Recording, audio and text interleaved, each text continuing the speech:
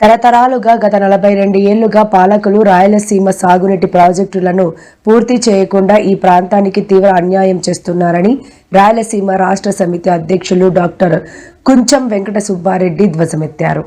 రాయలసీమ కష్టాలు తీరాలంటే 12 జిల్లాలతో కూడిన ప్రత్యేక రాయలసీమ రాష్ట్రాన్ని తక్షణమే ప్రకటించాలని కోరుతూ ఆయన ప్రధానమంత్రి నరేంద్ర మోడీకి లేఖ రాశారు. రాయలసీమ రాష్ట్ర ప్రయోజనాల పట్ల కూటమి ప్రభుత్వం శీతకన్ను వైఖరి అవలంబిస్తున్నదని కంటెస్టెడ్ ఎంపీ మరియు రాయలసీమ రాష్ట్ర సమితి పార్టీ వ్యవస్థాపక జాతీయ అధ్యక్షులు మరియు ఉద్యమ నేత అయిన డాక్టర్ కుంచం వెంకట సుబ్బారెడ్డి ఆరోపించారు.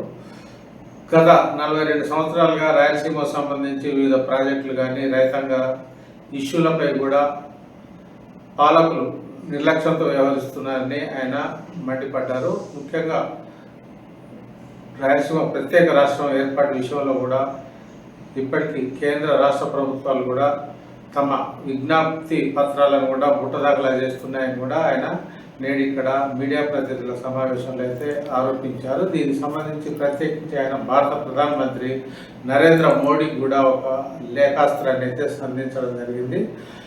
ముఖ్యంగా రైతాంగ సమస్యలకు సంబంధించి కూడా కూటమి ప్రభుత్వం కావచ్చు, అంతకుముందున్న పాలకులు కూడా పెద్దగా పట్టించుకున్న సందర్భాలు లేవని కూడా ఆయన ఆరోపించడం అయితే జరిగింది. ఇంకోవైపు గత 42 దశాబ్దాల సంవత్సరాల సంబంధించే కాకుండా ముఖ్యంగా పాలకులకు సంబంధించి అయితే సాగునీటి ప్రాజెక్టులు కావచ్చు, కొత్త ప్రాజెక్టులు కావచ్చు, ప్రభుత్వాలు మారినప్పుడల్లా అభిమానం, ప్రేమ పుట్టుకొస్తున్నాయని, అయితే వాటి అమల్లో మాత్రం దాష్టీకాన్ని ప్రదర్శిస్తున్నారని డాక్టర్ కుంచం వెంకట సుబ్బారెడ్డి అయితే తీవ్ర స్థాయిలో మండిపడడం జరిగింది. దీనికి సంబంధించి ముఖ్యంగా గోదావరి జలాలను రాయలసీమకు రప్పించే విషయంలో కూడా దాటవేత వైఖరి అవలంబిస్తున్నారని, ఈ విషయంలో రాయలసీమ రైతులతో ఎన్నాళ్ళు చెలగాటం ఆడతారని కూడా ఆయన సూటిగా ప్రశ్నించడం జరిగింది.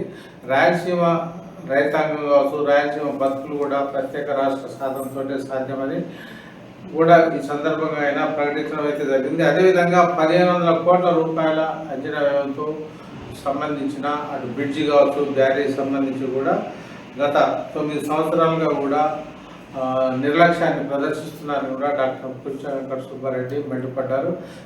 వీటన్నిటికీ ప్రత్యేక రాష్ట్ర అవతరణ ఒకటే ఒక పరిష్కారమైన మార్గం అని కూడా ఆయన భారత ప్రధానమంత్రి నరేంద్ర మోడీ దృష్టికి అయితే తేవడం జరిగింది.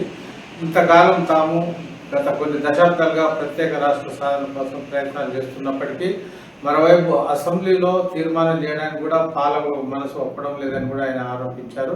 ప్రధానంగా ఆంధ్రప్రదేశ్లో 2 పార్టీలు అధికారాన్ని చెలాయిస్తున్నప్పటికీ ముఖ్యంగా ఆ పార్టీల అధినేతలు కావచ్చు, ఆ పార్టీల తరఫున ముఖ్యమంత్రులుగా పనిచేసిన వారు, చేస్తున్న వారు కూడా రాయలసీమ ప్రాంతానికే చెందినవారు అయినప్పటికీ కూడా అసెంబ్లీలో ప్రత్యేక రాష్ట్ర సాధన కోసం తీర్మానం చేయడంలో కూడా స్వార్థ చింతనను ప్రదర్శిస్తున్నారని కూడా డాక్టర్ కుంచం వెంకట సుబ్బారెడ్డి మండిపడ్డారు.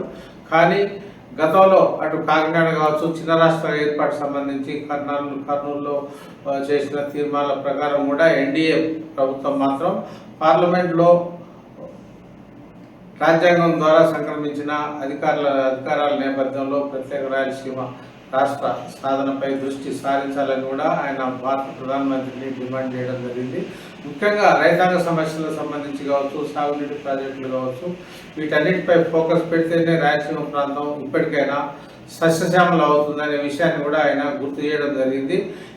తాము ఇంతకాలం చేస్తున్న డిమాండ్లపై ఏ సందర్భంలో కూడా స్పందించిన సందర్భాలు లేవని, ముఖ్యంగా రాయలసీమ లిఫ్ట్ ప్రాజెక్టు కూడా అర్ధాంతరంగా 900 కోట్ల రూపాయలు ఖర్చు పెట్టిన అనంతరం కూడా ఆపివేయడానికి కూడా ఆయన తీవ్ర స్థాయిలో మండిపడడం జరిగింది. తెలంగాణ ముఖ్యమంత్రి ఆ రాష్ట్ర అసెంబ్లీలో ప్రకటించేంత వరకు కూడా రాయలసీమ లిఫ్ట్ ఇరిగేషన్ ప్రాజెక్టుపై కూడా ఏపీ ప్రభుత్వం ఎలాంటి ప్రకటన చేయలేదని, ఇప్పటికి కూడా ఏపీ ప్రభుత్వం రేవంత్ రెడ్డి చేసిన ప్రకటనపై కూడా తమ అభిప్రాయం ఏమిటో విస్పష్టంగా అసెంబ్లీ వేదిక ప్రకటించాలని కూడా చెబుతూనే ఎవడబ్బ సొమ్ము అని 900 కోట్లు ఖర్చు పెట్టిన అనంతరం రాయలసీమ లిఫ్ట్ ప్రాజెక్టును నిలిపివేశారని కూడా ఆయన సూటిగా ఏపీ ముఖ్యమంత్రి కూడా చంద్రబాబును ప్రశ్నించారు. ప్రత్యేకించి రైతాంగ సమస్యలపై ఫోకస్ చేయడంతో పాటు రాయలసీమ రాష్ట్రాన్ని ఇచ్చే విషయంలో కూడా భారత ప్రధానమంత్రి నరేంద్ర మోడీ ప్రత్యేకంగా దృష్టి సారించాలని కూడా ఈ సందర్భంగా డాక్టర్ కొంచెం వెంకట సుబ్బారెడ్డి డిమాండ్ చేయడం జరిగింది.